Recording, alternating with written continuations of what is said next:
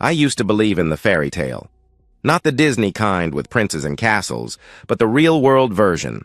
Meet someone special, fall in love, build a life together, grow old side by side. For 17 years, I thought I was living it. Melissa and I met at a friend's barbecue when we were both 25. She laughed at my terrible jokes about SQL databases, and I was captivated by how her eyes crinkled when she smiled. Our wedding 2 years later was small.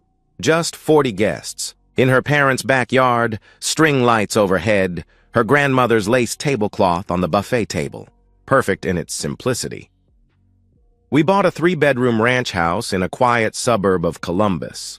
Nothing fancy, but it had a big kitchen where we'd cook together on weekends, experimenting with recipes we found online. Sunday mornings meant pancakes and terrible reality TV. Friday nights were for ordering Chinese and binge-watching whatever series we'd discovered that week. We'd pause constantly to discuss plot theories or make fun of the characters' decisions. As a senior software engineer at a tech firm downtown, I've always been the guy who fixes things. When the production server crashes at 2 a.m., I'm the one they call. When junior developers can't figure out why their code won't compile, I walk them through it. At home, I was the same. Fixing leaky faucets, debugging the smart TV, solving whatever problem arose with calm efficiency. We chose not to have kids. It wasn't some dramatic decision. We just kept putting it off until one day we realized we were happy as we were. Our friends with children looked perpetually exhausted, their conversations dominated by school drama and soccer practice. Melissa and I had freedom. Spontaneous weekend trips to Hocking Hills, late-night conversations over wine, the luxury of silence on lazy Sunday afternoons. But something shifted about 2 years ago. The changes were so gradual I almost didn't notice at first. Melissa started going to bed earlier, claiming exhaustion from her job at the marketing firm. The spontaneous intimacy that had always come naturally began requiring negotiation. "I'm tired, honey," she'd deflect. "Not tonight, I have an early meeting," she'd excuse herself. "Maybe this weekend," she'd promise without meaning it. Weeks stretched into months. When I tried to talk about it, she'd brush me off. "All marriages go through this," she'd say, not looking up from her phone. "We're not newlyweds anymore, Ethan," she'd remind me with a dismissive tone. I told myself she was right. After 17 years, maybe this was normal. Maybe passion naturally evolved into companionship. But companionship implied togetherness, and we were anything but together. I'd come home from debugging code all day, to find her on the couch but not waiting for me like she used to. Now she'd be curled up with her phone, barely glancing up when I walked in. Our conversations became transactional. "Did you pay the electric bill?" she'd ask without looking at me. "We need milk," I'd mention while she scrolled. "I'll be late tomorrow," she'd announce to the room more than to me. The woman who used to text me funny memes during work now went hours without responding to my messages. The partner who'd grab my hand while we watched TV now sat on the opposite end of the couch, a gulf of cold leather between us. Tonight, I'm lying in bed beside her listening to her breathe, and I feel like I'm sleeping next to a stranger. The outline of her body under the covers is familiar, but everything else about her has become foreign territory. When did she become this person? When did I become invisible to her? I stare at the ceiling, wondering if this is what the next 17 years will look like. Is this what marriage becomes? Two people sharing a house but not a life, bound by habit and mortgage payments rather than love? I thought I knew everything about the woman I'd been married to for 17 years. I was about to discover I didn't know her at all. Sleep wouldn't come that night. At 2:47 a.m., I gave up trying and grabbed my phone from the nightstand, careful not to wake Melissa. She mumbled something incoherent and turned away, pulling the covers tighter around herself, another wall between us. I padded down to the living room and collapsed on the couch, the leather cold against my bare legs. My usual rotation of apps provided no distraction. Work emails could wait until morning. Facebook was full of people pretending their lives were perfect. Instagram was worse. I opened Reddit, scrolling mindlessly through my usual subreddits, programming humor, relationship advice. Ironic, given my situation. Local Columbus news. My thumb moved on autopilot, barely registering the content flowing past. Then I made the mistake of browsing all. The algorithm had decided to show me posts from subreddits I'd never visited, including some of the more risque ones. Normally, I'd scroll past quickly, but insomnia and loneliness make for poor judgment. A post from Ohio Gone Wild caught my eye. Not because of the partially nude woman in the photo, but because of the bedroom in the background, those curtains. We had the same pattern. Melissa had picked them out at Target last year, insisting they were perfect for our room. I sat up straighter, expanding the image. The dresser in the corner, dark wood with brass handles, the same as ours. The lamp on the nightstand, the one Melissa's mother gave us for our anniversary. My heart began hammering against my ribs. No, it couldn't be. But then I saw it. The tiny mole on the woman's hip, just above the waistband of her lace underwear. A mole I'd kissed countless times over 17 years. A mole I'd traced with my finger on lazy Sunday mornings when we still touched each other. The phone shook in my hands. I zoomed in, desperate to be wrong, praying my sleep-deprived mind was playing tricks, but every detail confirmed what I didn't want to believe. The wedding ring on her finger, the white gold band with tiny diamonds I'd saved 3 months to buy. The shape of her body I knew better than my own. The way she positioned herself, that slight arch in her back she did when she wanted to look sexy. Melissa, my wife, my distant, too tired for intimacy wife, displaying herself online for strangers' validation. I checked the timestamp, posted 3 days ago at 11:30 p.m. I'd been asleep upstairs while she was in our bedroom, taking these photos, uploading them for other men to see and comment on. The comments made me physically ill. Dozens of men describing what they wanted to do to her, and she'd responded to several with winking emojis and thank you messages. My wife, who couldn't muster enthusiasm for a kiss goodnight, was actively engaging with strangers' sexual fantasies about her. My fingers moved mechanically, taking screenshots of everything. The photos, the comments, her responses. Evidence. The software engineer in me knew to document everything before it could be deleted. I scrolled through her post history. This wasn't a one-time thing. Multiple posts over several months, each one showing a little more, getting a little bolder. Photos taken in our bedroom, our bathroom, even one in the kitchen where we used to cook together. The woman rejecting my advances for months had been conducting a secret exhibitionist life online. Every "I'm too tired" had been a lie. Every "not tonight" had been a choice. She was saving her energy for this. I wanted to storm upstairs, shake her awake, demand an explanation. How could she do this? How long had this been going on? What else was she hiding? But something held me back. Maybe it was the analytical part of my brain that solved complex coding problems, or maybe it was self-preservation, but I knew confronting her with just this wouldn't be enough. She'd deny it, delete everything, possibly even turn it around on me somehow. No. If I was going to confront her, I needed to know everything, the full scope of her betrayal. As an IT professional, I had the skills to find out exactly what my wife had been doing behind my back. I sat on that cold leather couch until dawn, staring at those screenshots, my world fundamentally altered. The marriage I thought I had was a lie. The woman upstairs was a stranger wearing my wife's face. Finding those photos was just the beginning. What I discovered next would make me question everything I thought I knew about my marriage. 3 days passed before I could act. 3 days of pretending everything was normal while my world had shattered. I went to work, debugged code, sat through meetings, all while those images burned in my mind. At home, I forced myself to maintain the routine. Small talk over dinner, watching TV in separate rooms, lying beside her at night while she scrolled through her phone, probably posting more photos for strangers.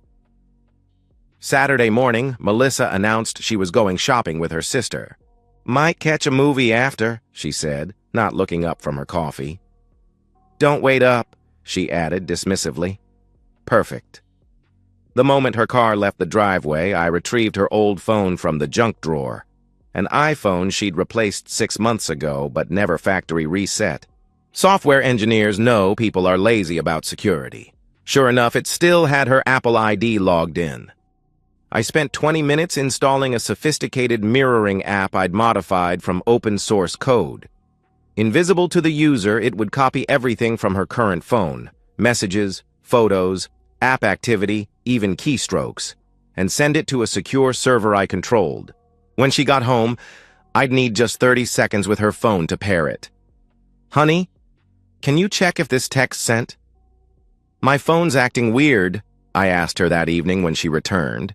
She handed it over without hesitation, already distracted by whatever was on TV. The pairing completed in 15 seconds. I handed it back, and she never suspected a thing. The data flood began immediately. I sat in my home office, door locked, watching her digital life stream across my monitors. The violated feeling I'd expected to feel never came. Instead, there was only cold determination to understand the full truth. WhatsApp conversations with friends where she complained about our dead bedroom situation, while conveniently omitting that she was the one rejecting me. Text threads with her sister about how unfulfilled she felt, how she needed something more exciting in her life. But the real revelations came from her Reddit activity. The account I'd found was just the beginning. She had multiple profiles across different platforms. Instagram accounts I didn't know existed, Snapchat conversations that disappeared after viewing, but not before my software captured them, Discord servers dedicated to lonely wives, and secret fun. The messages were devastating. Dozens of conversations with different men, each one escalating from casual flirting to explicit exchanges. She sent photos, so many photos, not just the semi-nude ones, but fully explicit images I'd never seen, poses she'd never done for me, lingerie I didn't know she owned. One conversation particularly gutted me. A man named Derek from Cleveland had written, "Your husband doesn't know what he's missing." She replied immediately, "He's too boring to notice. Same routine for 17 years. I need excitement, adventure, someone who makes me feel something." "I could make you feel things," he offered suggestively. "I bet you could. Too bad you're not closer," she responded with clear interest. "Cleveland's only 2 hours away," he pointed out. "Don't tempt me, LOL," she deflected, but I could sense her considering it. She'd turned our entire marriage into a punchline, a sad story to share with strangers to justify her behavior. The woman who once said I was her best friend now described me as a roommate with a ring to anyone who'd listen. But patterns emerged as I analyzed the data. She had a type. Successful-seeming men who claimed to be entrepreneurs or executives, always from nearby cities, never local. She responded most enthusiastically to confidence, wealth indicators, and men who complimented her intelligence along with her body. She wanted to feel sophisticated, desired, special. An idea formed as I scrolled through message after message. Melissa wanted excitement. She wanted a successful, confident man who understood her needs. I could give her exactly that. I spent the rest of the weekend crafting the perfect persona. Richard Sterling, venture capitalist, recently divorced, based in Dayton. I built him a complete online presence using stock photos of a silver-haired man in expensive suits. LinkedIn profile showcasing his impressive career. Instagram with photos of luxury cars, high-end restaurants, first-class travel, the kind of man Melissa fantasized about while lying next to her boring husband. I was about to give my wife exactly what she wanted, a wealthy, exciting man who understood her needs. She would never see it coming. Creating Richard Sterling was like writing code. Every detail had to be perfect, every variable accounted for. I spent a week fine-tuning his personality based on Melissa's conversation patterns. He quoted philosophy, but not pretentiously. He mentioned his Tesla casually, never bragging. He traveled for business, but was lonely, seeking connection. When Richard first messaged her on Reddit, I watched her reaction in real time through the Mirror app. She was sitting on the couch, 10 feet away from me, and her entire demeanor changed. She sat up straighter, smiled at her phone, even bit her lip, gestures I hadn't seen in years. "Hi there. I don't usually message on here, but your post caught my attention. You seem like someone with depth, not just another pretty face, though you certainly are that too." Richard. Professional but flirty. Complimentary but not creepy. I'd analyzed dozens of her conversations to find the perfect tone. She responded within minutes. "Well, aren't you charming? Tell me, Richard, what does a man like you find interesting about a woman like me? Hook, line, and sinker." Over the next 2 weeks, I became the husband she wanted through another man's persona. Richard asked about her dreams, her passions, her thoughts on art and literature. He shared stories of business trips to Tokyo and London, of wine tastings in Napa, of the loneliness that comes with success. "My marriage ended because I worked too much," Richard confided one evening. "Now I have all this success but no one to share it with." "Do you ever feel like you're living someone else's life?" he asked her. Melissa's response was a novel about feeling trapped, unappreciated, invisible. She painted our marriage as a prison, me as a warden who didn't even notice his prisoners' suffering. It took every ounce of self-control not to confront her as she typed these lies while I sat in the next room. The irony was excruciating. She complained to Richard about how I never asked about her day, while ignoring my actual attempts at conversation. She said I didn't notice her anymore, while describing outfits she wore to catch Richard's attention that I'd complimented in person, only to be dismissed. She wanted passion and excitement, which she was getting from her own husband, just wearing another man's mask. After 2 weeks of building trust, Richard made his move. "I have a confession, Melissa. I've been thinking about meeting you in person. There's this wonderful restaurant in Yellow Springs. Quiet, intimate, perfect for 2 people to really talk. I know you're married, and I respect that. But couldn't we just have dinner? Just to see if this connection is real?" he proposed carefully. I watched her struggle with the decision for all of 30 seconds. I shouldn't. "But yes. When?" she agreed eagerly. We set the date for Saturday evening. "I need to visit my sister again," she told me that morning. "She's going through a rough patch, might stay overnight if she needs me." She lied effortlessly. The lie came so easily. No hesitation, no guilt in her voice. How many other times had she used her sister as an alibi? Saturday arrived, and I watched my wife transform. She started getting ready at 3 p.m. for a 7 p.m. dinner. The red dress from our anniversary 3 years ago. The one she said didn't fit right anymore. Full makeup, something she hadn't done for me in months. Her best perfume, the expensive one I'd bought her for Christmas that she was saving for special occasions. She looked stunning, absolutely radiant with anticipation and nervous energy. The woman I'd been begging to notice me for 2 years was glowing for a stranger she'd never met. "You look nice," I commented as she grabbed her purse. "Thanks," she replied absently, checking her phone. "Don't wait up. Sarah's really struggling. Might be a late night," she added without looking at me, a kiss on my cheek. Brief, obligatory. And she was gone. I waited exactly 15 minutes before following. I'd already reserved my table at the restaurant that morning, telling them I was planning to surprise my wife for our anniversary. The end. Hostess smiled conspiratorially and gave me a perfect view of the corner table where Richard had made his reservation. She looked radiant as she left for her date. In an hour, I would destroy that happiness forever. The restaurant was perfect for her humiliation. Upscale enough that she'd dress to impress, intimate enough that everyone would hear our conversation. White tablecloths, soft jazz, the kind of place where drama would be remembered and discussed by the staff for months. I watched from the entrance as she sat at the corner table, nervously adjusting her dress, checking her phone every few seconds. She'd ordered a glass of wine, the expensive Pinot Noir she only drank on special occasions. Her legs were crossed, foot bouncing with anticipation. She looked alive in a way I hadn't seen in years. 15. Richard was late, but she didn't seem concerned yet.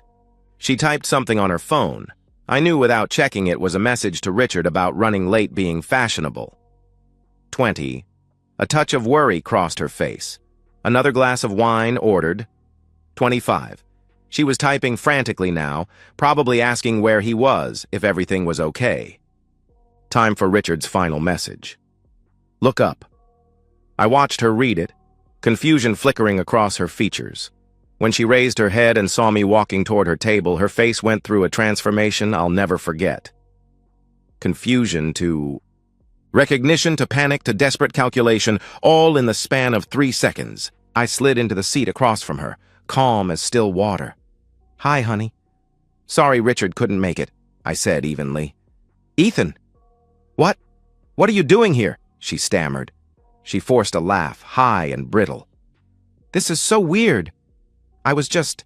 Sarah canceled last minute and I was already dressed, so I thought I'd treat myself to dinner, she attempted to explain. In Yellow Springs? 40 minutes from home? I questioned. I was driving around thinking, you know how I get when I'm stressed. She scrambled for an excuse. I pulled out my phone and set it on the table between us. Should we review Richard's messages together? Or would you prefer to start with your Reddit posts? I asked calmly. The color drained from her face so completely I thought she might faint.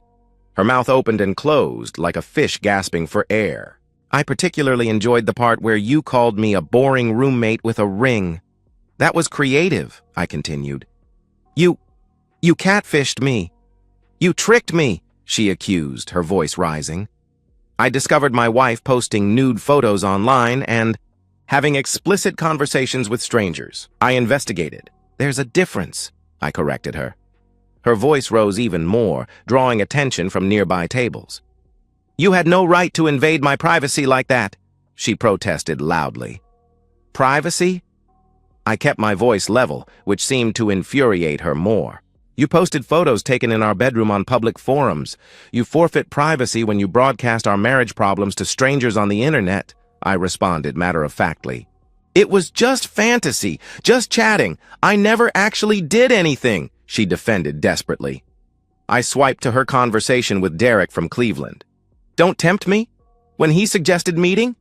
I showed her. Another swipe. Or how about Tom?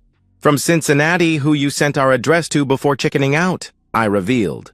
People were definitely staring now. A woman at the next table whispered urgently to her husband. Our waiter hovered uncertainly near the kitchen door. You don't understand, she hissed, leaning forward. You stopped seeing me. You... Stop trying, she accused. I asked you out for date nights every week. You were too tired. I tried to plan vacations. You weren't interested. I bought lingerie for your birthday. You said it was impractical, I listed calmly. That's not the same as... She started. As what? As sexting with strangers? You're right, it's not the same. It's what a husband does when he loves his wife. What you did is what someone does when they've already checked out but are too cowardly to leave, I interrupted firmly. She tried tears then, the last weapon in her arsenal. Ethan, please, we can work through this. Counseling, therapy, whatever you want, she pleaded. What I want is a wife who doesn't share naked photos of herself with half of Ohio while telling me she's not in the mood. What I want is a partner who doesn't describe our marriage as a prison to strangers online while I'm sleeping next to her, I stated clearly. I stood up, pulling out my wallet to leave cash for her wine. Where are you going? She asked. Panic creeping into her voice. Home. To pack your things. You can go stay with your sister, for real this time. Tell her whatever story you want, but when she asks why, know that I have screenshots of everything. Every photo, every message, every lie, I informed her. You can't just throw me out. I'm your wife. That's my home too, she protested desperately. Divorce papers will be delivered to your sister's house on Monday. Don't come by the house. Don't call me. Communicate through lawyers only, I instructed coldly. I turned to leave, then paused. Oh, and Melissa. Richard Sterling thinks you should know. You're not as subtle as you think. That mole on your hip is very distinctive, I added as my final blow. I left her sitting there, exposed and broken. But her humiliation was just beginning. The divorce papers were delivered to Melissa's sister's house on Tuesday. My lawyer worked faster than expected. Clean, simple, no-fault divorce with a property settlement that gave her exactly what she was entitled to by law and not a penny more. She didn't contest. How could she? I had 60 pages of evidence attached to my filing. Her sister called me that first week, voice sharp with indignation. How could you throw her out just for wanting some time to herself? She's devastated, Ethan. 17 years and you ended over one fight? She demanded. I emailed her a carefully curated selection of screenshots, nothing too explicit, just enough to paint the picture. Her Reddit profile, some of the tamer photos, a few choice messages about how boring and pathetic I was. The phone call lasted exactly 3 more seconds. Oh my God, I had no idea. I'm sorry, she apologized before hanging up abruptly. 2 weeks later, Melissa was asked to leave her sister's house. Apparently, she'd made a pass at her brother-in-law after a few glasses of wine, claiming she was just being friendly when caught. The pattern was becoming clear to everyone. Melissa didn't want excitement or adventure. She wanted attention, validation, and had no boundaries in seeking it. She moved in with a friend from work. That lasted a month before similar issues arose. Then a studio apartment on the south side of Columbus. I heard through mutual friends that she'd been caught using company time to manage her various online personas, leading to a quiet resignation from the marketing firm. Last I heard, she was working part-time at a boutique in Dublin, living in a small apartment still active on Reddit under new usernames I occasionally stumbled across. Same photos, same desperate need for validation, same complaints about how unfair life had been to her. She never acknowledged what she'd done. In her version of events, posted across multiple support forums, she was the victim of an elaborate entrapment scheme by a controlling husband who couldn't handle her need for self-expression. Some people bought it. Most didn't, especially when they noticed the patterns in her stories, the inconsistencies, the constant need to be the victim. I kept the house, repainted the bedroom, bought new furniture, erased every trace of her presence. The divorce was finalized in 6 months. Ohio's mandatory waiting period. Clean break, no alimony, no drama in court. She knew fighting would mean more evidence becoming public. I sleep better alone than I ever did beside a stranger pretending to be my wife. Sometimes I wonder if I was too harsh, if I should have tried counseling, given her another chance.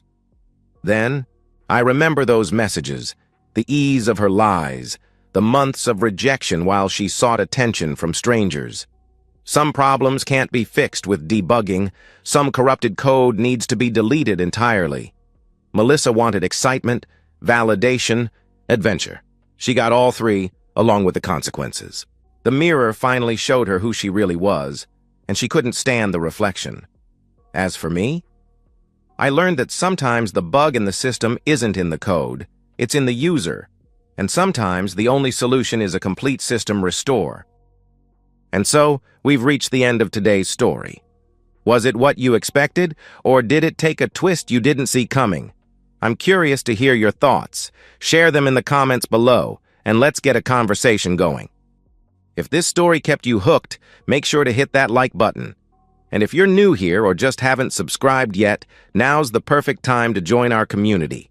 I bring you fresh, captivating stories every day, so click that subscribe button and turn on notifications so you never miss out. Thanks for watching, and I'll see you in the next one.